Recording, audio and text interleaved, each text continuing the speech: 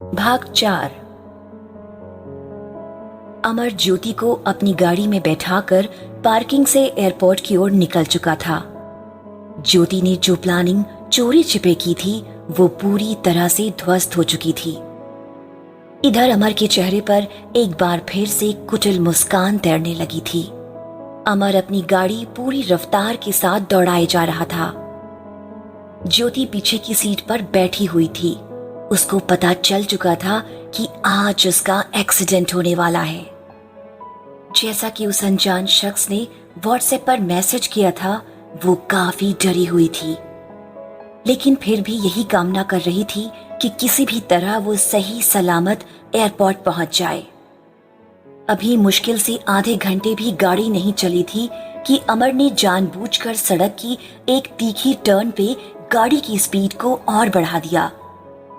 गाड़ी में स्पीड आते ही ज्योति सामने वाली सीट को पकड़ने लगी। गाड़ी की स्पीड अब कंट्रोल के बाहर होती जा रही थी। अचानक से अमर ने एक हाथ से अपनी गाड़ी का गेट खोल दिया और अपना पैर एक्सीलेटर से और दबाने लगा।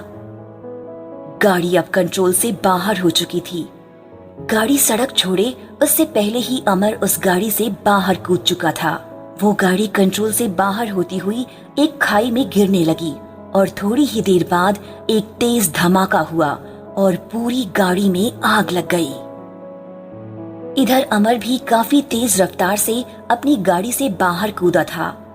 काफी चोट लगने की वजह से सड़क पर बेहोश हो गया था। अमर के सर पर काफी गहरी चोट लगी थी और उसका दाहिना पैर भी फ्रैक्चर हो गया था। करीब 1.5 घंटे के बाद एक आदमी अपनी गाड़ी लेकर उधर से गुजर रहा था। अचानक से उसकी नजर अमर पर पड़ी, जो सड़क के किनारे पड़ा हुआ था। उसे कुछ समझ में नहीं आ रहा था। अमर के सर से काफी खून बह चुका था। उस आदमी ने उसे उठाकर अपनी गाड़ी की पिछली सीट पर डाल दिया और तुरंत ही अपनी गाड़ी को लेकर हॉस्पिटल की ओर जाने लगा। उसने रास्ते में ही पुलिस को भी कॉल कर दिया और ये भी जानकारी दे दी कि वो अमर को किस अस्पताल में लेकर जा रहा है। आधे घंटे के अंदर वो शख्स उस अस्पताल के इमरजेंसी वार्ड में अमर को एडमिट करवा चुका था। पुलिस ऑलरेडी वहां पहले से ही पहुंच चुकी थी। उस शख्स ने सारी जानकारी पुलिस वालों को दे दी, वो जिस हालत में अमर को लेकर वहां से आया था। उस अस्पताल के डॉक्टर ने अमर को देखते ही अपने सपोर्टिंग स्टाफ को जल्द से जल्द ऑपरेशन की तैयारी करने को कहा। पुलिस ने जब उस डॉक्टर से अमर के बारे में पूछा तो डॉक्टर ने बताया केस काफी क्रिटिकल है, तत्काल ही ऑपरेशन करना पड़ेगा और ऑपरेशन के 48 घंटे बाद का समय अमर की लाइफ के लिए काफी क्रिटिकल होगा। अगर वो कोमा से बाहर आ गया तो उसके लिए ठीक होगा, नहीं तो उसकी जान भी जा सकती है। कुछ ही देर बाद अमर का ऑपरेशन शुरू हो जाता है।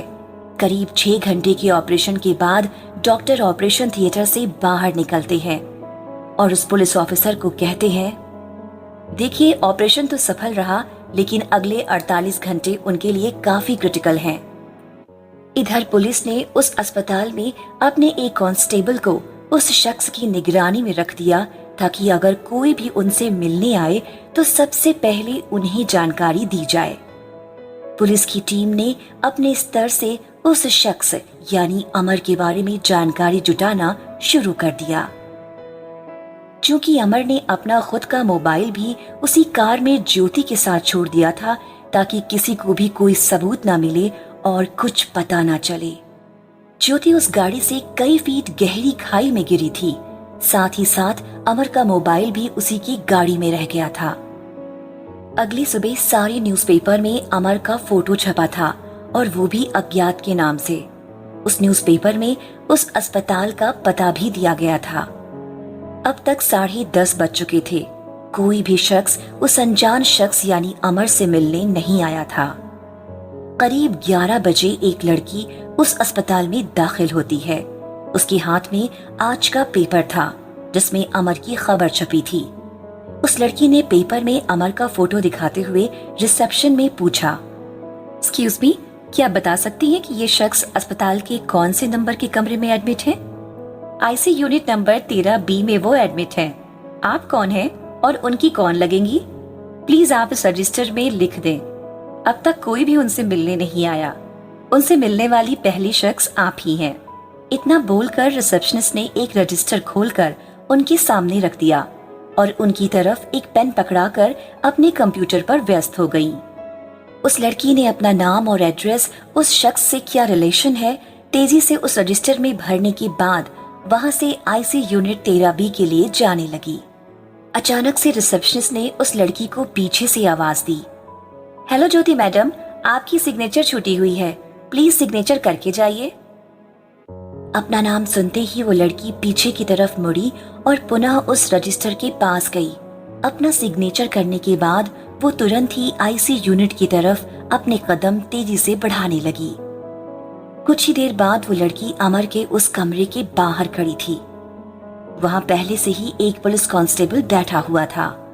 कुछ देर बाद पुलिस कांस्टेबल ने अपने ऑफिसर को कॉल लगाया और थोड़ी बात करने के बाद उस पुलिस ऑफिसर ने उस कांस्टेबल से कहा, मुझे लड़की से बात कराओ।